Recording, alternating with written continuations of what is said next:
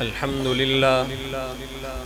لله نحمده ونستعينه ونستغفره ونؤمن به ونتوكل عليه ونعوذ بالله من شرور أنفسنا ومن سيئات أعمالنا من يهده الله فلا مضل له ومن يضلله فلا هادي له ونشهد أن سيدنا وسندنا ونبينا وحبيبنا ومولانا محمدا عبده ورسوله أما بعد فأعوذ بالله من الشيطان الرجيم بسم الله الرحمن الرحيم إن الله وملائكته يصلون على النبي يا أيها الذين آمنوا صلوا عليه وسلموا تسليما قال النبي صلى الله عليه وسلم أفشوا السلام وأطعموا الطعام وصلوا الأرحام وصلوا بالليل والناس نيام تدخلوا الجنة بالسلام صدق الله العظيم وصدق رسوله النبي الكريم۔ تمام احباب ایک مرتبہ حضور امام الانبیاء خاتم الانبیاء نبی الانبیاء صاحب لولاک وجہ تخلیق کائنات محبوب کبریا شافی محشر ساقی کوثر ہم سب کے پیارے کریم آقا حضرت محمد مصطفیٰ احمد مجتبیٰ سب کہہ دیں صلی اللہ علیہ وسلم کی محبت الفت دیوانگی کے جذبے سے درود ابراہیمی پڑھ لیں۔ اللهم صل على محمد وعلى آل محمد كما صليت على إبراهيم وعلى آل إبراهيم إنك حميد مجيد اللهم بارك على محمد وعلى آل محمد كما باركت على إبراهيم وعلى آل إبراهيم إنك حميد مجيد۔ میرے دوستو، دو باتیں مختصر عرض کر کے حدیث پاک کا ترجمہ کروں گا اور اجازت چاہوں گا۔ پروگرام بھی بہت مختصر ہے، مجھے بھی آگے شیخ پورہ کی طرف جانا ہے۔ پہلی بات تو یہ ہے کہ آپ حضرات نے بات توجہ سے سننی ہے۔ میری بات ہو، کسی چھوٹے موٹے آدمی کی بات ہو تو میں اہتمام نہیں کرواؤں گا، بات ہے نبی کریم صلی اللہ علیہ وسلم کی ذات کی۔ اور حضرات علماء اکرام تشریف فرما ہیں، یہ حضرات جانتے ہیں کہ ہمارے اکابرین محدثین حدیث کا جو ادب بیان فرماتے ہیں وہ فرماتے ہیں حدیث کی مجلس کا وہی ادب ہے جو کریم آقا صلی اللہ علیہ وسلم کی مجلس کا ادب ہے۔ حدیث پاک ایک سنانے لگا ہوں، آپ سبھی چاہتے ہیں کہ آپ سب کا جنت میں داخلہ ہو جائے، ہم سب کا جنت میں داخلہ ہو جائے۔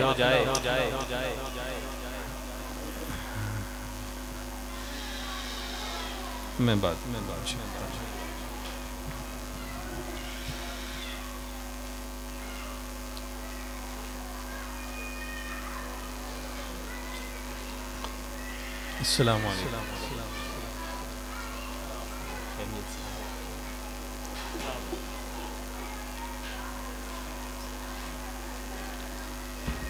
آپ حضرات متوجہ ہوں گے، میں حدیث پاک کا ترجمہ کرتا ہوں اور اجازت چاہتا ہوں۔ آپ سب میں سے کون کون چاہتا ہے کہ جنت میں داخلہ آسان ہو جائے؟ سب چاہتے ہیں۔ میں دو تحفے دے کر جاؤں گا انشاءاللہ العزیز اللہ تعالیٰ کی توفیق سے۔ پہلی یہ حدیث، دونوں تحفے میرے نہیں ہیں، نبی کریم صلی اللہ علیہ وسلم نے اپنی امت کو دیے ہیں۔ یہ چار کام مشکل نہیں ہیں، آسان ہیں، یعنی جنت میں جانا مشکل نہیں ہے، آسان ہے۔ پہلا کام نبی کریم نے فرمایا افشوا السلام۔ چھوٹی چھوٹی باتیں ہیں لیکن ان چھوٹی باتوں میں میرے دوستو بہت بڑا سبق ہے، اگر ہم سبق حاصل کرنے والے بن جائیں۔ پہلی چیز چیز افشوا السلام، سلام کو عام کرو۔ سلام جان رہے ہیں کسی کو نہیں جانتے، چھوٹا ہے بڑا ہے، سلام میں پہل کرو، یہ سنت ہے۔ سیدنا صدیق اکبر رضی اللہ تعالیٰ عنہ رتبے میں بڑے، عمر میں بڑے، علم میں بڑے، نبی کریم صلی اللہ علیہ وسلم کے یارانے میں بڑے، لیکن سیدنا علی المرتضیٰ رضی اللہ تعالیٰ عنہ فرماتے ہیں جب بھی ہماری ملاقات ہوئی سیدنا صدیق اکبر نے سلام میں مجھ سے پہل کر۔ سلام میں پہل بہت بڑا اونچا مرتبہ ہے۔ ایک مرتبہ حضرت سیدنا صدیق اکبر نے حضرت علی کو پہلے سلام کا موقع دیا۔ حضرت علی رضی اللہ تعالیٰ نے سلام کیا، سلام کے بعد حضرت علی نے سوال کیا ابو بکر آپ تو موقع نہیں دیتے تھے، آج کیسے موقع دیا؟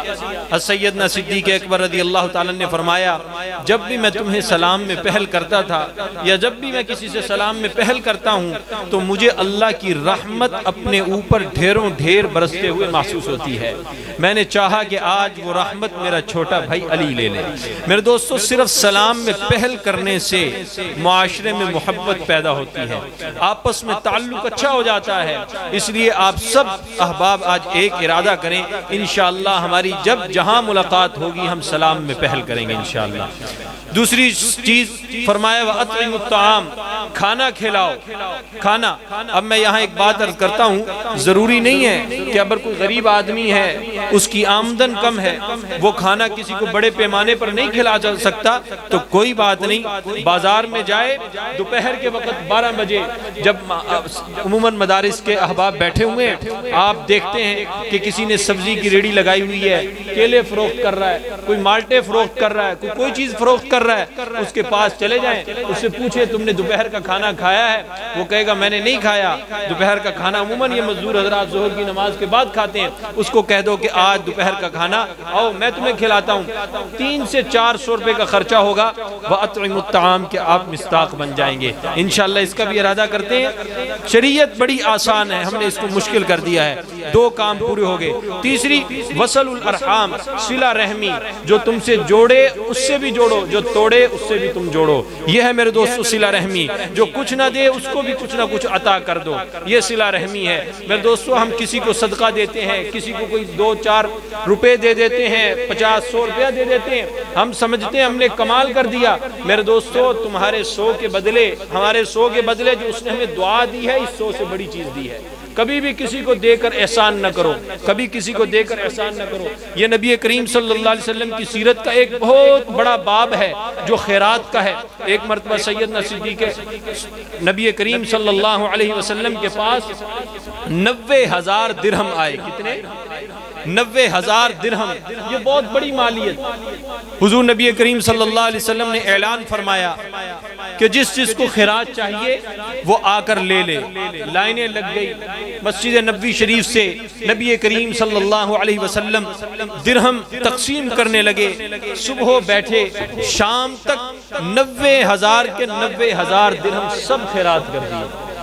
ایک اور سائل آیا، آ کر رسول اللہ سے عرض کی اے اللہ کے رسول مجھے بھی کچھ دیجئے، میں بھی کچھ چاہتا ہوں۔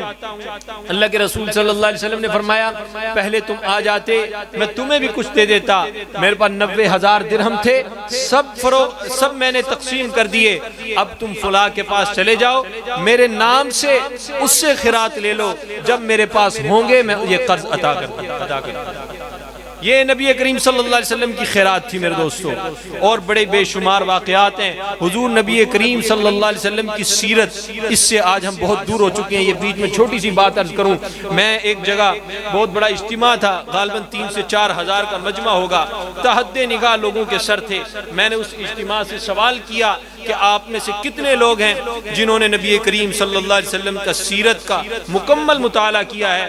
میں دکھ سے بات عرض کر رہا ہوں، پورے اجتماع میں 5 افراد سے زائد لوگوں نے ہاتھ کھڑا نہیں کیا کہ ہم نے جو ہے نا سیرت کا مطالعہ کیا ہے۔ میرے دوستو عمر کسی کی 60 سال، کسی کی 70 سال، کسی کی 80 سال، لیکن حال یہ ہے نبی کریم صلی اللہ علیہ وسلم کی سیرت کا مطالعہ ایک دفعہ بھی نہیں کیا۔ ہم نے حضور پر ایمان لائے لیکن ہم نے حضور کا پہچانا نہیں ہے۔ خدا کی قسم جس دن ہم نے حضور کی ذات کو پہچان لیا ہم سب کچھ قربان کر دیں گے، لیکن حضور کے ایک طریقے کو بھی نہیں جانے دیں گے۔ حضور کی تحفظ، ناموس رسالت، ختم نبوت، یہ تو بڑی چیزیں ہیں میرے دوستو۔ جو حضور کی سنت ہے نا، سنت، یہ سنت ہے حضور کی۔ ٹخنے ننگے رکھنا یہ حضور کی سنت ہے، لباس کھلا پہننا یہ حضور کی سنت ہے، بازار میں نگاہیں جھکا کر چلنا حضور کی سنت ہے، مونچھوں کو اتنا چھوٹا رکھنا کہ ہونٹوں پر نہ آئے یہ حضور کی سنت ہے۔ میرے دوستو جس دن ہم نے اپنے نبی کو پہچان لیا، خدا کی قسم ہم سنت چھوڑنے پر اتنا روئیں گے کہ جتنا ہماری دنیا کی دولتیں نقصان ہو جائے ہمیں اتنا دکھ نہیں ہوگا۔ ہم نے حضور کو پہچانا ہی نہیں ہے، یہی وجہ ہے ہم نے حضور کے طریقوں کو نہیں پہچانا۔ خدا کی قسم، اللہ کی قسم، اللہ کی قسم، اللہ کی قسم، حضور کی ایک ایک سنت میں اتنا نور ہے، اتنا نور ہے کہ بیان نہیں کیا جا سکتا۔ نبی کریم صلی اللہ علیہ وسلم کے طریقوں کو ہم نے اپنایا ہی نہیں ہے، ہم نے ان کو دیکھا ہی نہیں ہے، ہم نے برکات دیکھی نہیں ہے۔ آج سب ساتھی ارادہ کریں انشاءاللہ ہم حضور کی سیرت کا مطالعہ کریں گے۔ کراچی میں ہمارے ایک دوست ہیں، غیر مسلم تھے، عیسائیوں کے پادری تھے، مسلمان ہو گئے۔ ان سے جب ہماری ملاقات ہوئی ہم نے وجہ اسلام پوچھی کہ تم نے مسلمان کیوں ہوئے؟ کہنے لگے میں عیسائیوں کا پادری تھا، عیسائی میرے پیچھے چلتے تھے، بہت بڑی ایک اجتماع ہوتا تھا، میں اس کا مرکزی مہمان ہوتا تھا، عیسائیوں میں میری ایک سنی جاتی تھی۔ تو ہم نے ان سے پوچھا آپ نے اسلام کیوں قبول کیا، وجہ کیا بنی؟ کہنے لگے میں نے سوچا کہ میں اسلام کے خلاف کچھ کام کروں۔ جب میں نے یہ سوچا کہ اسلام کے خلاف کچھ کام کروں تو میں نے سوچنا شروع کیا کہ میں کوئی ایسا کام کروں جو اسلام کو بہت نقصان پہنچائے۔ تو میرے ذہن میں آیا جب بھی کسی چیز کو نقصان پہنچانا ہو تو اس کی بنیاد پر حملہ کیا جاتا ہے۔ تو میں نے دیکھا کہ اسلام کی بنیاد نبی کریم صلی اللہ علیہ وسلم کی ذات بابرکت ہے۔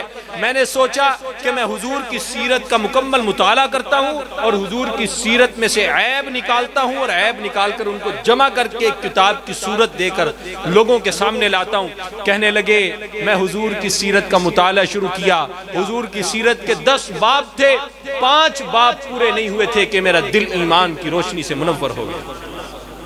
ہم نے حضور کی سیرت کا مطالعہ نہیں کیا، پھر وہ ایسا مومن بنا، عیسائیوں نے اس کو پکڑا، اس کے دونوں بازو توڑے، دونوں ٹانگیں توڑی، 3 ماہ اس پر تشدد کیا۔ پھر کسی طریقے سے عیسائی ایک دوسرے عیسائی کو اس پر ترس آیا، اس نے رات کے اندھیرے میں ان کو ان کے ظلم سے نکالا۔ ہمارے شبان ختم نبوت علیہ احباب کے پاس وہ آئے اور اس وقت ان کا اچھا روزگار ہے، تقریباً 300 سے زائد عیسائیوں کو مسلمان کر چکا ہے۔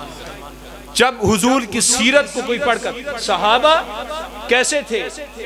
ذرا بھی حضور کے طریقے سے نہیں ہٹتے تھے۔ کیوں؟ حضور کو دیکھ کر، حضور کو پہچان کر حضور کو مانا تھا۔